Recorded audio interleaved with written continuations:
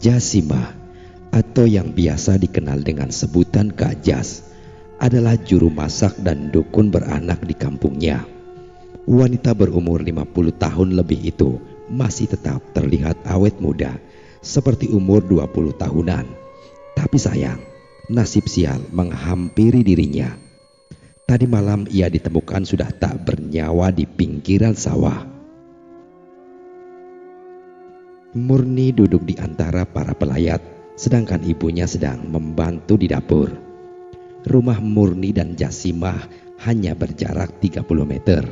Jadi mau tidak mau ia dan ibunya harus membantu sampai acara pemakaman selesai.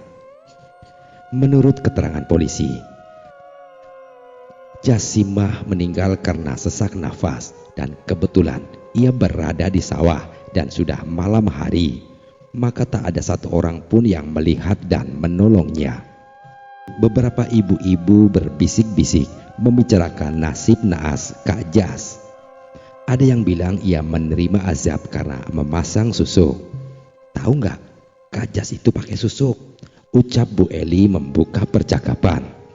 Disahut oleh Bu Tantri, pantas saja, sudah tua masih kelihatan awet muda ya. Dasar ibu-ibu tukang gosip, orang udah mati masih saja jadi bahan gibahan, dengus Murni dalam hati. Ia keluar dari rumah, berjalan memutar ke arah dapur mencari sang ibu. Dilihatnya ibunya masih sibuk. Ia pun putuskan untuk kembali ke rumah yang hanya berjarak 30 meter itu. Di jalan pulang, Murni seperti mencium bau amis yang sangat menyengat. Ia pun mengedarkan pandangannya ke arah rumput-rumput. Mungkin asal bau itu berada di sana. Murni memalingkan tubuhnya ke belakang. Tidak ada siapa-siapa di sana. Sangat jelas ada yang memanggil namanya. Bulu kuduknya meremang. Ia putuskan kembali ke rumah secepat mungkin, mengunci pintu dan langsung masuk ke kamar.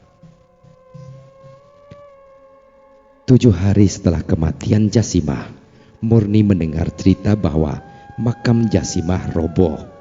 Tanahnya ambruk, membuat lubang besar yang mengeluarkan bau busuk yang sangat kuat. Beberapa warga yang rumahnya tak jauh dari TPU mengatakan bahwa bau busuk itu tercium ketika malam hari dan hilang di saat siang hari. Murni mendengarkan percakapan ibu dan ayahnya yang berada di teras rumah. Malam itu ibunya sedang membantu memasak untuk acara tahlilan 7 hari Jasimah. Ibu Dina mengatakan bahwa jasad Jasimah mengeluarkan bau busuk yang sangat menyengat. Bapak kemarin ketemu Kang Dadang, katanya ia didatangi oleh arwah Jasimah yang meminta tolong agar jenazahnya disempurnakan, ucap bapak. Apa susu Kak Jas tidak dibuang dulu ya Pak sebelum dimakamkan? Ibu Murni terlihat gusar. Bagaimanapun mereka masih saudara jauh almarhum Jasimah. Murni merinding mendengar percakapan kedua orang tuanya. Ia lalu masuk ke kamar, tak ambil pusing dengan kejadian di luar nalar. Bukan berarti Murni tak percaya dengan hal-hal yang berbau gaib. Ia hanya tak mau ambil pusing karena dirinya penakut. Di rumah almarhum Jasimah, ibunya yang sudah tua renta duduk sendiri di teras rumah ketika malam hari.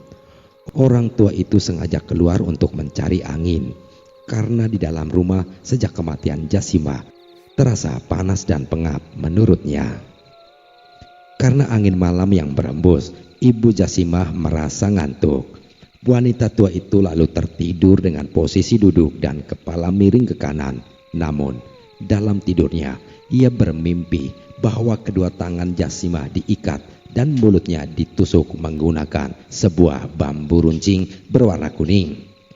Seluruh tubuh Jasimah memerah dan terlihat bekas luka cambuk. Beberapa pocong dengan kain kafan lusuh memegang sebuah cambuk berapi berdiri mengelilingi Jasimah dan mencambuknya tanpa ampun. Ibu Jasimah hanya bisa berteriak dan menangis di dalam mimpinya. Ia terduduk kakinya tak mampu menumpu tubuhnya yang sudah renta. Dadanya sesak, ia sulit mengambil nafas. Astagfirullah, ucapnya ketika tersadar. Ia merasakan ada seseorang yang menepuk pundaknya hingga ia terbangun. Setelah kesadarannya penuh seutuhnya, wanita tua itu berdiri, berjalan tertatih masuk ke dalam rumah. "Mak, Mama sehat? Mak?" Suara yang tak asing di telinganya terdengar begitu jelas. Wanita tua renta itu menghentikan langkah. Dengan ragu, ia menoleh ke belakang. Dia berteriak tatkala melihat pocong berlumuran darah dan wajahnya yang telah membusuk, mengeluarkan belatung bercampur darah dan nanah tepat di belakangnya. "Nenek!" teriak Murni yang kebetulan disuruh ibunya untuk mengantarkan lauk untuk ibu si Jasimah itu. "Nek, bangun Nek!" panggil Murni, berusaha membangunkan wanita tua yang pingsan itu. Karena tak kunjung bangun, Murni berlari ke rumahnya dan memanggil kedua orang tuanya. Kebetulan di rumah almarhum Jasimah tidak ada siapapun karena suaminya sedang pergi keluar dan anak-anaknya entah pergi jalan kemana. Ibu Jasimah dibawa ke rumah sakit karena sudah hampir 3 jam tak kunjung sadar dari pingsannya. Malangnya, wanita tua itu mengalami syok karena kaget sehingga membuatnya terjatuh dan kepalanya tak sengaja terbentur pintu rumah dengan kuat. 3 hari kemudian, setelah kejadian itu, kini suami Jasimah yang mendapat gangguan. Malam itu, Eko sedang asik menonton TV di ruang tamu. Ia mendengar ada suara minta tolong dari arah kamarnya. Dengan malas, Eko masuk ke kamar untuk mengecek. Matanya terbelalak ketika melihat sosok wanita yang sedang bercermin dan membelakangi dirinya. Wanita itu tak asing baginya, seperti almarhum istrinya. Namun, tubuh wanita itu lebih langsing dibandingkan istrinya yang dulu, yang sudah berkepala 5. Sedangkan wanita di hadapannya berusia sekitar 25 tahunan. "Gimana kabarmu, Bang?" tanya wanita itu menyadari Eko yang berdiri di pintu dan sedang memperhatikan dirinya. Kamu siapa? Bagaimana kamu bisa masuk?" tanya Eko tergagap. "Aku istrimu, Bang." Wanita itu memutar kepalanya ke belakang. Ia tertawa begitu nyaring sehingga menggema di seluruh rumah. "Enak ya menikmati semua harta yang aku tinggalkan." Ampun, aku tidak pernah memakai uangmu sama sekali." Eko berjalan mundur. Ia ketakutan ketika melihat sosok yang ada di depannya. Ya, sosok cantik dengan kepala terbalik ke belakang itu adalah istrinya Jasimah dulu ketika masih muda. "Kau memakai semua hartaku untuk bersenang-senang dengan semua wanita simpananmu. Kau harus mati." Tolong!"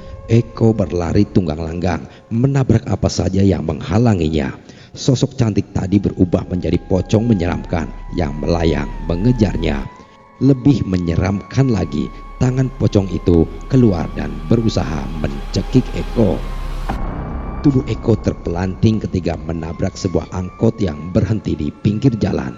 Untunglah angkot itu berhenti.